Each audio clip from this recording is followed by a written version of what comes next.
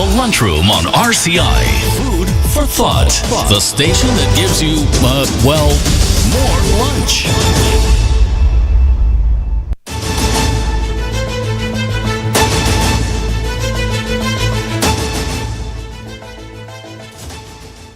Good afternoon and welcome to the Lunchroom on Radio Caribbean International for Monday, the 8th of September 2025. And this is program number 446, of the Lunchroom. I'm your host, Calix George Jr. Now, of course, in addition to 101.1 FM radio, you can also get us at our website, rcistlucia.com, and we are streaming live on Facebook. You just have to search for the official page of Radio Caribbean International. Please be sure to like and share that as well with your friends and family. And of course, if you want to tell us what's on your plate today, the number to do so, it is 452-3046. Again, that's our main number here, 452-3046. And you also have the option of reaching us on WhatsApp. And that is 724-0008. You can call in, you can message in on that number as well. And again, that number is 724-0008. We want to send out some birthday greetings for today to Mr. Arthur Neptune. Happy birthday to you. Hope you're having a very, very blessed day. Also to Mr. Aaron Morplesi. Happy birthday to you. And I do believe it is also the birthday... No, sorry, that's actually incorrect. No, it's not his birthday today. But of course, to all those others who are celebrating their birthdays, we do hope that it is pretty wonderful for you. Now, look back in time and to different things that actually happened on this day. It looks like we're having a bit of a technical issue there, so we're going to actually skip that. And we're going to head across to take in our dish of the day. Every bed in our hospitals tells a story of someone's mother, someone's brother, someone's friend. And when that story of care is complete, it's time for the next chapter, home. But too often, discharged patients are left waiting hours, days, weeks, sometimes months, not because they want to stay, but because no one comes. We understand life gets busy, but every extra day they wait means another patient, perhaps in pain, perhaps in crisis, can't get the bed they desperately need. So when the call comes that your loved one is ready, please be ready too. Pick them up, bring them back to the comfort of family, where healing truly continues. Because caring doesn't end at discharge. It continues with you. A message from the Ministry of Health, Wellness and Elderly Affairs. Serving now, the Daily Dish. And welcome back to our program for today. And we do hope that you're having a very blessed one. Of course, it's the first day of the working week and just coming off a weekend, and certainly for the United Workers' Party, it was deemed to have been a pretty important one, and that is as a result of their hosting of a national rally at the Miku playing field yesterday afternoon, and that is with the intention of unveiling or introducing or launching their 17 candidates to vie for the upcoming general election, which is in fact, some people use the term constitutionally due, but which could in fact go anywhere from, if you leave it from the date of the last general election, which is actually not what the Constitution speaks to. It could be likely to be somewhere in July of 2026, would be the 5th year anniversary of the last general election. And so, of course, they are looking to make a great improvement on their fortunes in the upcoming poll. Currently, of course, they hold 2 seats in the island, 17 seat House of Assembly, that of Micoud South and Choiseul. And in fact, the rally yesterday was originally supposed to have been held on the William Peter Boulevard a couple of weeks back, and it got postponed to yesterday, the 7th of September, which I believe is also the anniversary date, and that was part of the promoting of this event, the anniversary date of the passing of the founder of the United Workers' Party, Sir John Compton. Of course, pretty often enough, there is still a desire to speak to the legacy of Sir John and his era, albeit, of course, it seems pretty distant in the minds of a lot of young people who would perhaps not have actually grown up at all under that time, but is still certainly being utilized by the United Workers' Party as a clarion call to try to gain individuals' interest. So, of course, 17 candidates being announced, and just very quickly to go through that list, including Marcella Johnson for Grosley, Titus Preville for Barbano, Stephen Favre, Castries North, Roche Clark, Castries Central, Peter Chico, Castries East, Tommy Descott, Castries South, Guy Joseph, Castries South East, Dominic Fede, Ancillary Canaries, Herod Stanislas, Soufre Force-Jacques, Bradley Felix, Choiseul Saltibus, Laura Japierre Noel, Labrie Auger, Bradley Fulgence, Dennery North, Benson Emile, Dennery South, Micoud North is Elisha Norbert. Micoud South, although not on their list, of course, is the Leader of the Opposition and political leader, Honorable Alan Chasney. Calix Kakal Xavier, Vieux North, and Liana Johannes Paul, Vieux South. And that is the slate of candidates being put forward by the United Workers' Party. Of course, all parties are looking to build momentum, and this, of course, that public meeting was to unveil all of these candidates, and the debate over as to whether, in fact, the crowd support was sufficient or was is often quite a matter that political pundits and persons interested in the politics are looking at. And, quite often we say a picture is worth 1,000 words.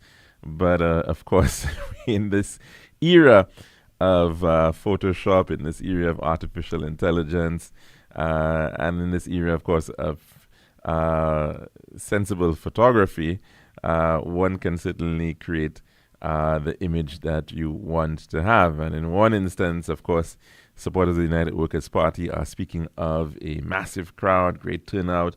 And in another instance, you, of course, supporters of the St. Lucia Labour Party are speaking to the drone footage and the sparse numbers, and individuals really just clumped very close to the stage, which would, of course, give a certain perspective if you are, in fact, taking photos or images from the stage.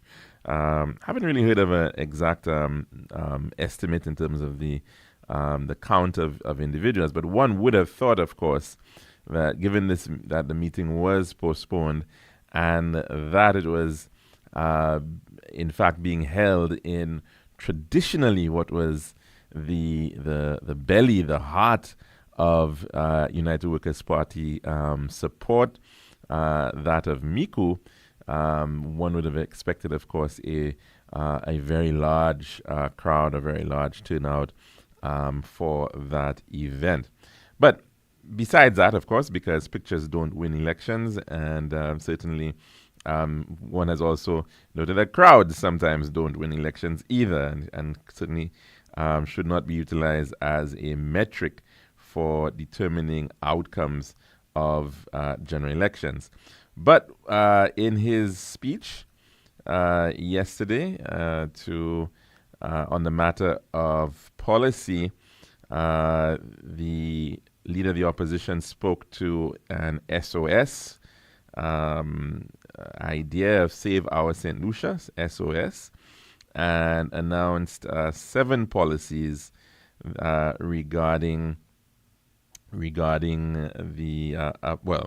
country and to be put forward by the United Workers' Party, and an announcement of reduction of fuel prices.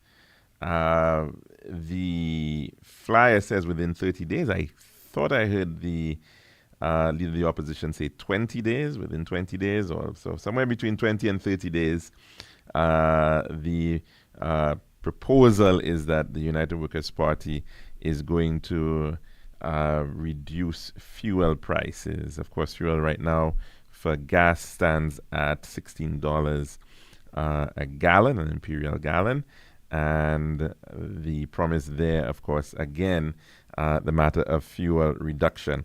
Now, of course, there will be many people who will be questioning this entire matter because it is not the first time that the United Workers' Party has ramped up the issue of gas prices in the past. And you would recall in the lead up to the 2016 general election, there were these orange marches, which were about gas prices and a purported $6.80 tax or hidden tax, which was being suggested existed on every gallon of gas. The election was won by the United Workers' Party, and very shortly after the election, in fact, the Prime Minister at the time, Alan Shastney, announced that he had some document waiting on his desk that he had to sign, and that would result in the reduction of the gas prices. Ironically enough, come the time for the shift of the prices, actually the price of gas actually went up, unfortunately, at that point. So the matter, of course, of gas prices has of course always been a very topical one, and the issue is a balancing act between revenue and also between the price of gas on the global market.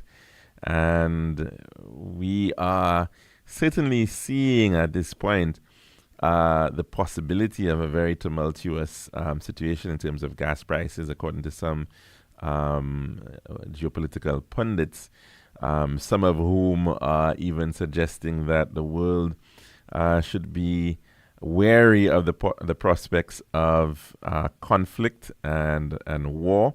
And we certainly are seeing what is happening right in our backyard in the Caribbean Sea with respect to Venezuela. Of course, Venezuela having the world's largest proven oil reserves in the world, albeit though not anywhere near their output potential because of dated refinery capacity. They are certainly still a major player.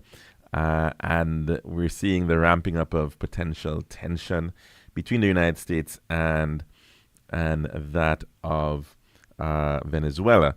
And at the other end of the spectrum, also the issues with respect to China and whether they, in fact, are going to be looking at the potential for action. So there is a big unknown with respect to gas and oil and gas around the world. And, of course, St. Lucia does not have the benefit of actual production of any fuel. And we are certainly very much dependent on the vagaries of and volatility of global oil prices. So that promise of a reduction of gas is an interesting one because government does not have the full control over the matter of gas prices.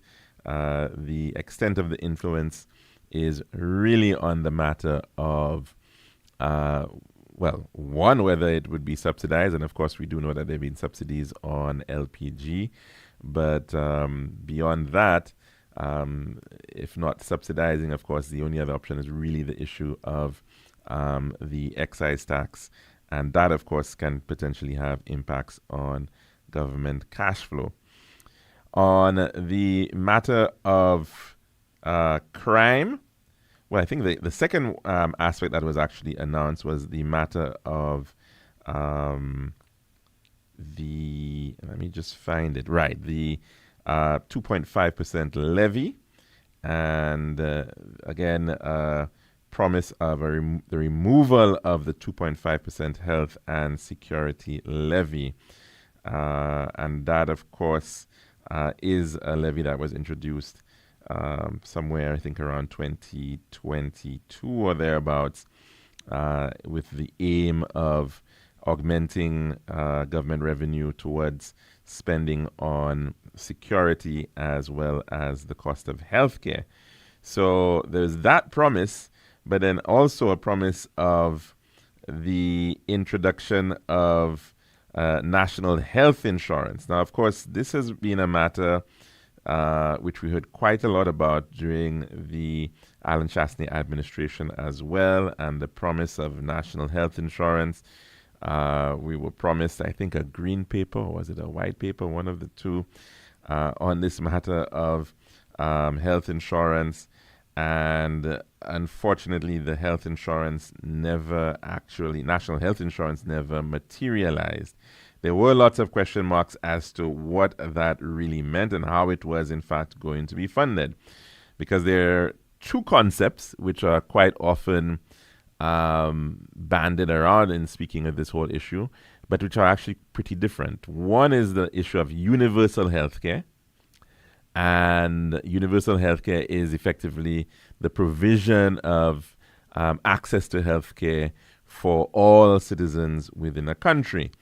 And we've been speaking about UHC for a long time here in St. Lucia. And of course, UHC requires infrastructure, but in addition to that, it also requires health, human resources, it requires doctors, it requires equipment, materials, and of course it requires some means to be able to finance all of that. And there have been different ideas as to how that should in fact be financed. Should it be financed directly by the state, as it is done in places like France, in places like the United Kingdom with their NHS, National Health Service? That is done through the state, through taxation, paying for healthcare, and it's effectively a service that's provided across the board. You enter a hospital and you don't have to pay anything at all. And that's one option. The option that other countries have gone for involve maybe a mix of the two. So you have generally most of it being paid for by the state through taxation, and lots of different ideas in terms of how that tax is actually collected. Some people have suggested things like a health and security levy. Some have suggested sin taxes on things like cigarettes and sugary drinks and things that are generally bad for our health in any case. And of course, as well, the issue of whether in fact we should just pay a health insurance premium similar to how we pay NIC for pension benefits. So that, of course, is also another option on the table. Now, no details as to how it is in fact going to be funded, but the promise being made is that every St. Lucian will have insurance coverage of $75,000 per year. And so again, that mystery regarding the issue of payment is still one we will have to figure out, I suppose, as the political campaigns roll out. Another matter, UWP will pay pensions to banana farmers who did not pay NIC. and the suggestion of a one-time payment to banana farmers. Now, I'm not sure. Oh, no, this is actually slightly different because I know there was, in fact, quite recently a insurance that was introduced for farmers. But in this instance, the suggestion of a one-time payment to banana farmers, not clear as to the amount. That is not being indicated, and the indication that it's a one-time payment. So I guess a gratuity to banana farmers being proposed. UWP will introduce free tertiary education in St. Lucia at the Sir Arthur Lewis Community College. And of course, as of now, the Sir Arthur Lewis Community College as well as the VA4 Comprehensive School are the two post-secondary institutions on island that take in students after Form 5. And the suggestion here, of course, is that Sir Arthur Lewis Community College will be made free. I assume the reference here is to persons who are going into that those post-secondary programs, whether it's it used to be DAGs and DTEMs, and they've all got new names now. But that is those 2-year programs. It's not stated specifically, and we're not too sure, but it just says free tertiary education. I suppose that would include nurses as well, as has been recently proposed there. The few other matters that were being proposed include the matter of the dredging fee for residents of the South. And the way it was put by the leader of the opposition is people living south of the Bar de Lille. That's always a bit of a misnomer, because actually the Bar de Lille, as we refer to it, is actually a sort of a north-south ridge in any case. But that's the idea there. And in principle, I think it's perhaps a fair point. It is that if you're not benefiting from the dam, then should you really have to be paying a dredging fee? It's always been my issue with respect to that of the fee that was introduced for Hiwanora International Airport. We pay $35 per passenger for travel to Hiwanora International Airport, use of that airport for the upgrade of that airport.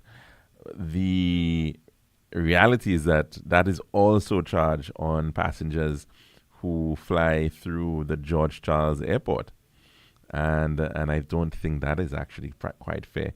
But the idea of having a differentiated system of rates is perhaps something that is in order. That, of course, I suppose, is subject to the tariff review that has to be done triennially by the National Utilities Regulatory Commission. So that matter, of course, perhaps needs to be looked at. I'm not too sure exactly if the dredging fee has an end time when that legislation was brought forward, or how that was tackled. Maybe somebody will be able to clarify that specifically, because I think there still is that fee being raised. But the point in this instance that it's only going to be charged upon people coming from the north of the island. Now, of course, again, like I said, I don't know how this was calculated in the first place. So it probably was calculated using the entire customer base of the water and sewage company. And that may very well have implications regarding the repayment of the issue of the dam. Now, of course, we also know that after spending over, $70 million on the whole project, which appears to have been a bit of a fiasco, we still end up as a situation where only 8% of the material in the dam has actually been removed. So big question marks regarding that whole process and how to move forward with it.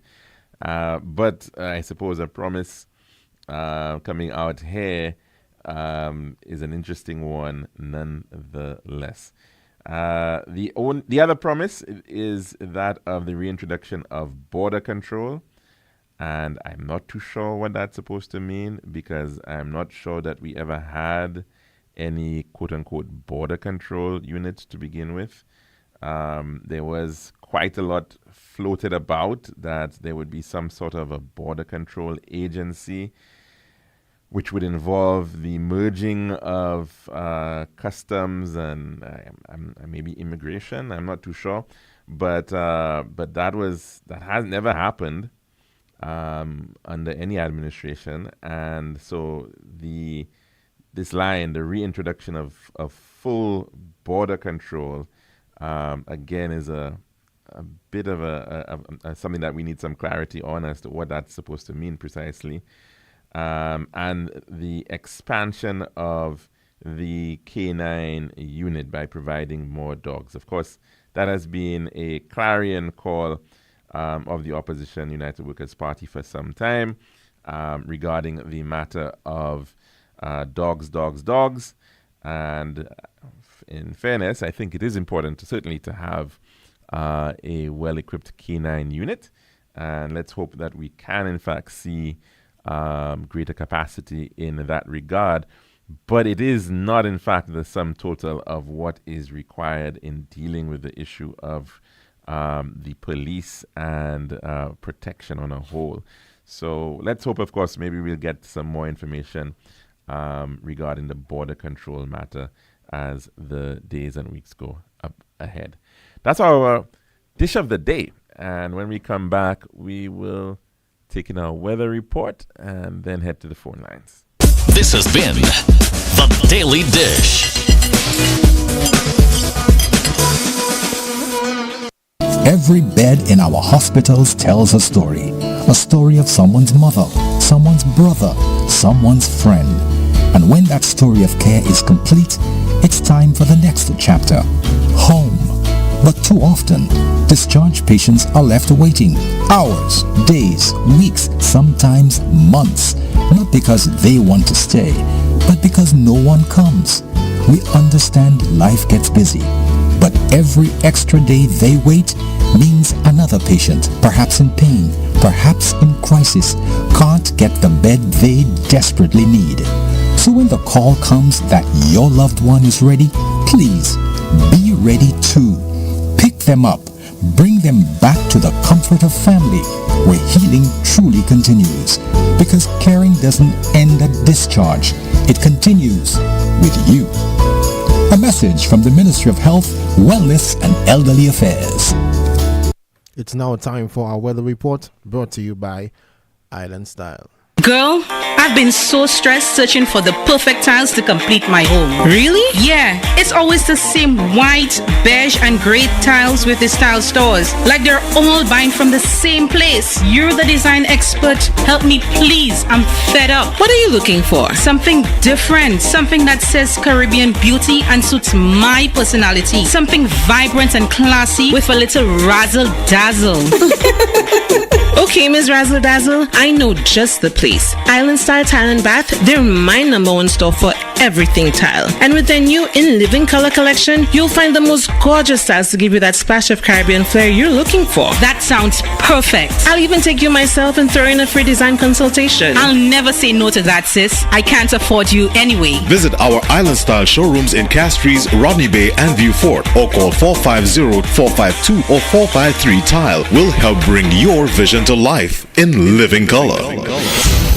This is Radio Caribbean International. It's now time for the weather news.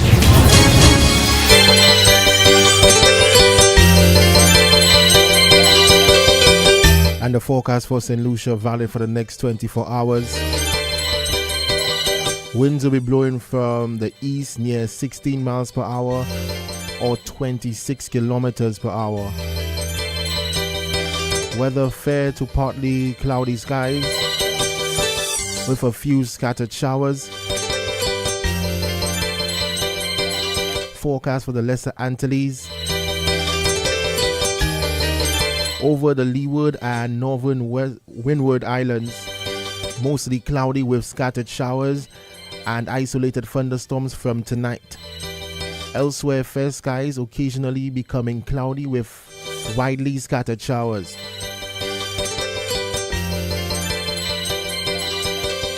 The tropical weather outlook. Weak, unstable conditions will cause a few scattered showers over the Lesser Antilles during the forecast period. A surface trough is expected to cause cloudiness, showers, and isolated thunderstorms over the northern half of the region from tonight. A tropical wave located over the central tropical Atlantic is moving westward near 15 miles per hour or 24 kilometers per hour and is expected to affect the Lesser Antilles from late Tuesday into Wednesday. Another tropical wave located over the far eastern tropical Atlantic is moving westward near 10 miles per hour or 17 kilometers per hour. Tropical cyclone formation is not expected during the next 7 days.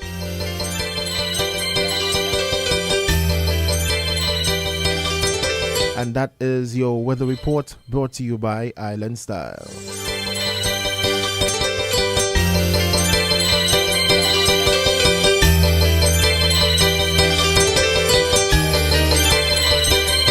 This has been RCI's Weather News. For more information, call the Weather Hotline at 454-3452. RCI 101 number 1. Girl, I've been so stressed searching for the perfect tiles to complete my home. Really? Yeah, it's always the same white, beige, and gray tiles with the style stores. Like they're all buying from the same place. You're the design expert. Help me, please. I'm fed up. What are you looking for? Something different. Something that says Caribbean beauty and suits my personality. Something vibrant and classy with a little razzle dazzle.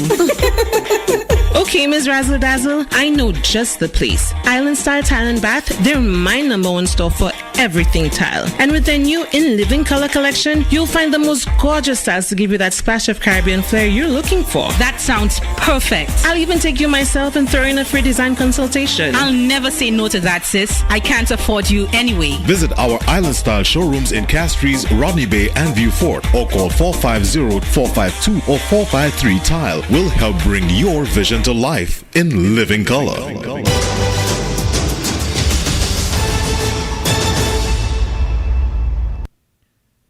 And welcome back to the lunchroom here at Radio Caribbean International. We got about 70 minutes before the hour of 2 o'clock. The number to call in is 452-3046. Again, 452-3046. And the WhatsApp number 724-0008.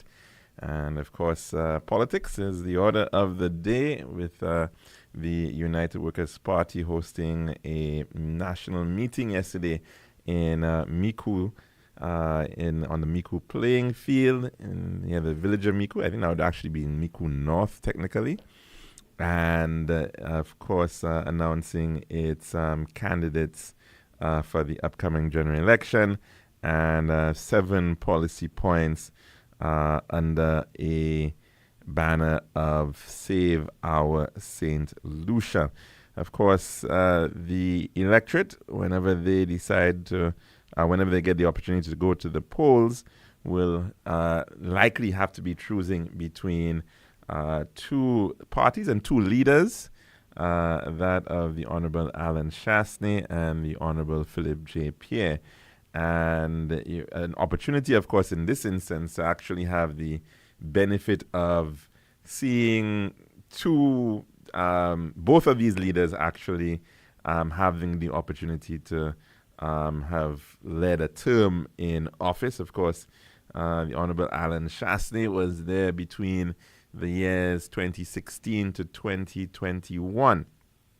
And his record, of course, will be put up against that of the Honorable Philip J. Pierre, who has been the Prime Minister of St. Lucia since 2021. And so it's not always the case that the parties or the electorate will have an opportunity to see back-to-back leaders and their different terms and what they've been able to achieve. But certainly in this instance, that is the case. Sometimes you may have a fresh leader coming out and you effectively are going on the basis of the promises that are made by that leader, the platform that they have put forward, the points that have been drawn.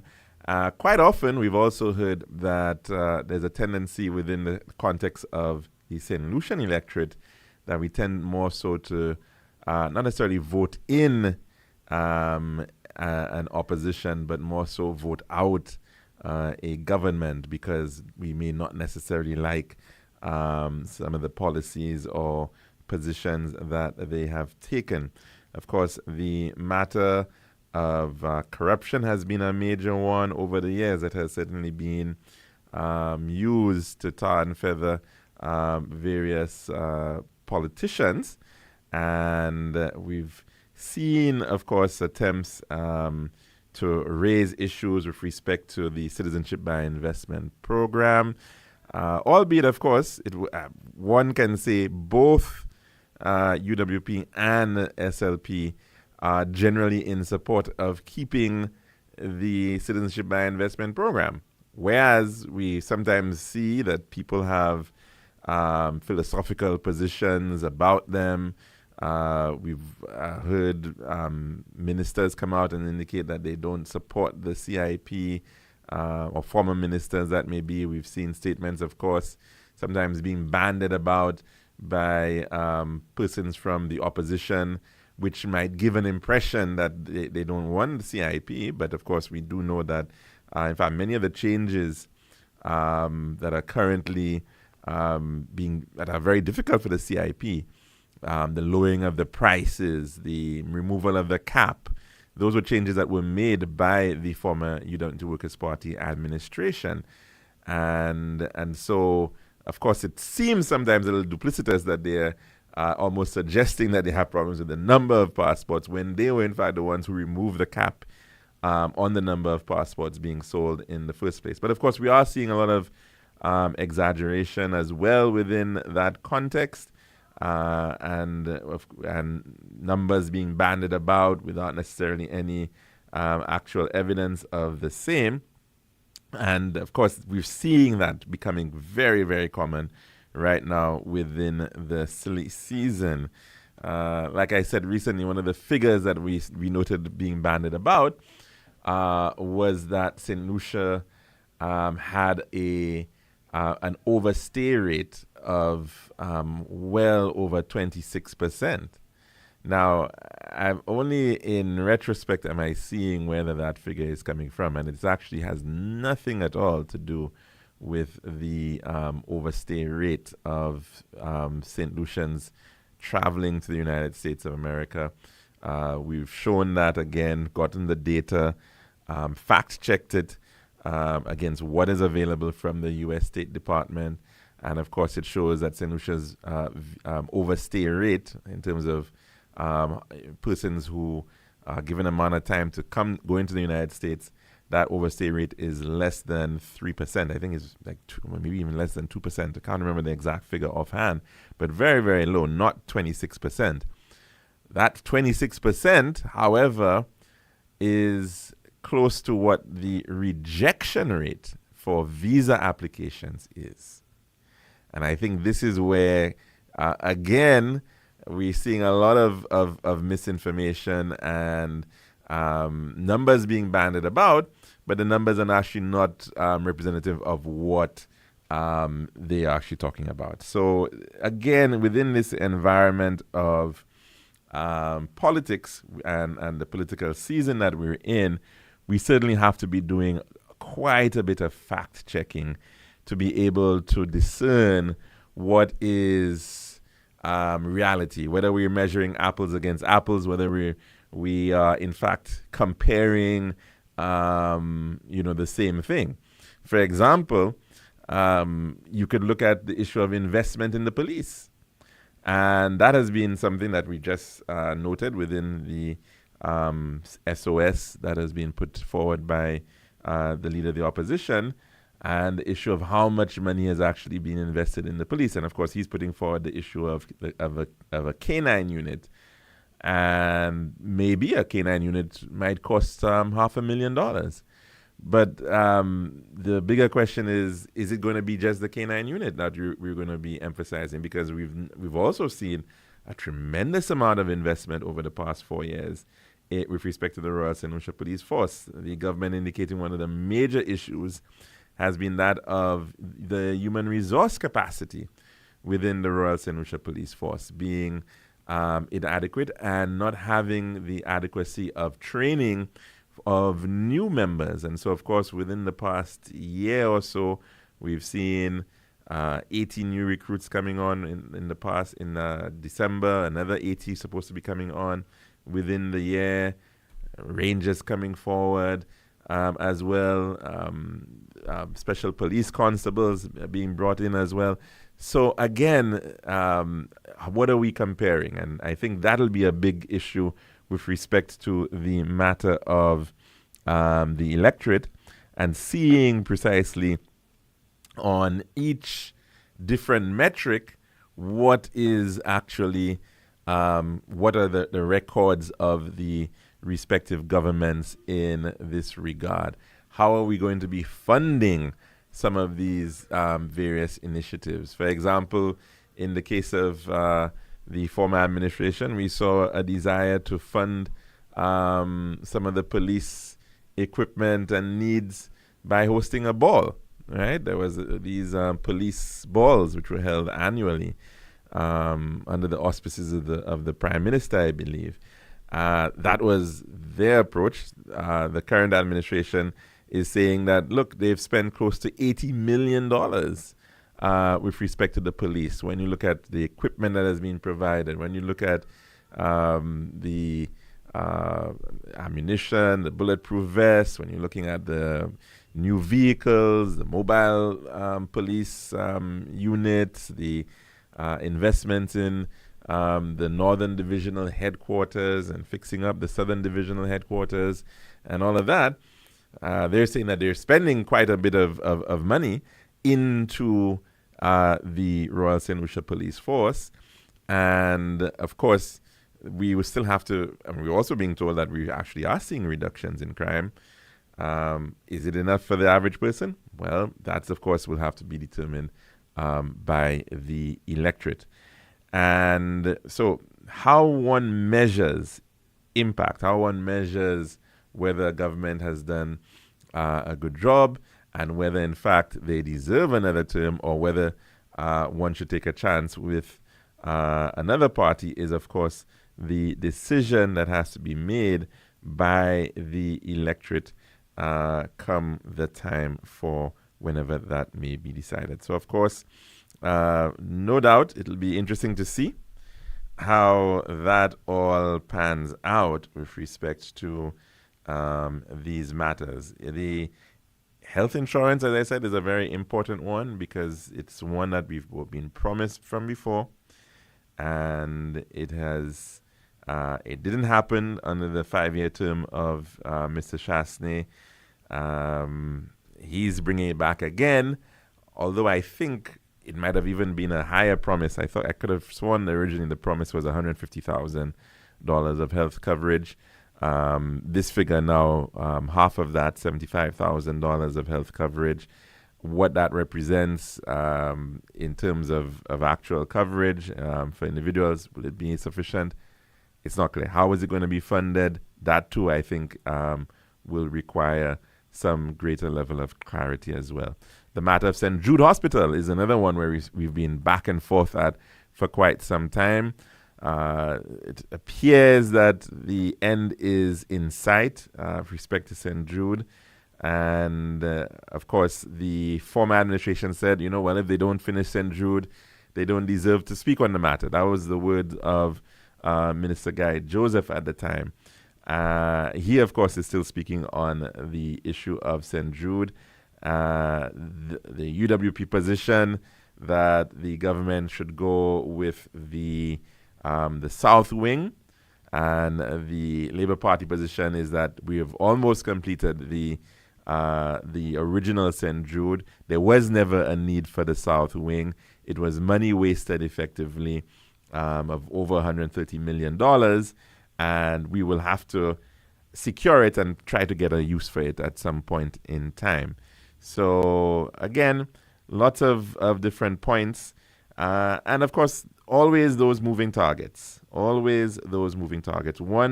which was raised recently, I think, again by Mr. Guy Joseph, and seemingly has become a metric, is that of the matter of visa rejection rates. Now, again, this is because, remember, once upon a time, we were promised that St. Lucians would not need a visa to travel to the United States of America. Of course, that is a promise that could only have been made perhaps by the President of the United States of America or the Secretary of State of the United States of America, and not by a St. Lucian Prime Minister. And of course, it was a promise that was never realized. The matter of visa rejection is one that is now being utilized by the United Workers' Party as a new metric, almost suggesting that St. Lucians are having a harder time now being able to gain visas. Now, that may be so, but the question is it St. Lucians alone that are having a harder time with respect to gaining visas, or is it that we're seeing overall a change in the United States and how they are in fact handling visas? And are we in fact seeing that they have become maybe stricter? Have they become? There are a lot of big issues there. But of course, the metric that is being suggested is that St. Lucians are having a harder time. How that is being measured? Is it only the visa refusal rate? That could be one. But overall, are we seeing more St. Lucians going to get visas? Could that be one of the reasons why we're seeing that? And overall, is it a trend that we can see for all the countries, or most of countries in the Caribbean? And I would hazard a guess, and in fact, I'm not guessing, I'm actually looking at the data for visa refusal rates. And if you go back to nearly every country in the Caribbean, Antigua and Barbuda, back in 2019, their visa refusal rate was 15%. Today, it's close to 27%, 26.74% in 2024. In the case of Dominica, it was 26%, 26.83% in 2019. In 2024, it's now 35%. In the case of St. Kitts and Nevis, it was 21.87% in 2019. Today, in 2024, last year, it was 26.64%. In the case of St. Lucia, it was 16.75% in 2019. In 2024, it's 26.82%. So it has gone up in terms of the visa refusal rate, but pretty much every country in the OECS has seen an increase in the visa over refusal rate. St. Vincent and the Grenadines, a similar story holds there, 14.55% in 2019. In 2024, 26.64%. Is St. Lucia the highest in the OECS? No, it certainly is not. And I think that actually goes to Dominica, then followed by Grenada, and they have visa refusal rates in the 30s, right? 35% and 33% respectively. The idea, of course, that everybody is going to get a visa is a misnomer. And remember, what we're dealing with at the end of the day, it is a country that is looking at the embassy, is looking at a number of different factors regarding individuals. They look at your financial position. They look at the risk profile, whether you've got strong ties to your country, which would mean that you would want to remain in the country. You've got a job. You've got property. They look at a lot of these things and to make an assessment. And of course, yes, they also look at the country on a whole in terms of the political and economic situation in the country and the potential risk for persons who want to leave. But those are, of course, other issues. But they're also looking at on the basis of the individuals, the incomes of those individuals, a lot of those things. And so to try to, of course, tie it to some sort of a political change or some sort of what we're suggesting is some sort of economic change is perhaps not even the case as to what is at play there. Because, again, the policies that are being applied will very well also depend on the country that is, in fact, approving the visas, that of the United States of America. And so, again, probably much ado about nothing in this instance. Visa refusal rates will vary over time. I think at one point it was back in 2014 or thereabouts, it was 27.6%. It was in 2021, it was 17.47% for Central. And that trend, it'll come and go, it'll go up and down, but not necessarily tied towards politics or the precise GDP rate of growth of the country or nothing of the sort. So, again, lots of metrics being utilized by the politicians as to whether, in fact, it is something that necessarily ties to what we're seeing is something that we'd have to be, of course, a little bit doubtful about in this instance. But the fact-checking will become very, very important.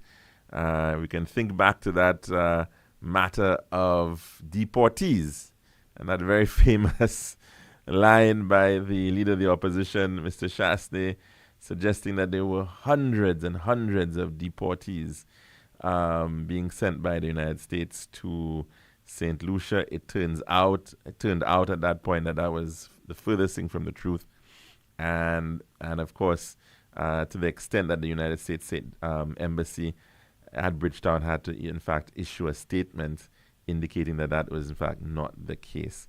Are we facing potential matters of deportees now? Yes, certainly, because the United States is looking for third-party countries to take on, to be places where deportees can go. And so that's another issue that countries in the Caribbean and around the world are facing right now, given the immigration policies and actions that we're seeing over in the United States.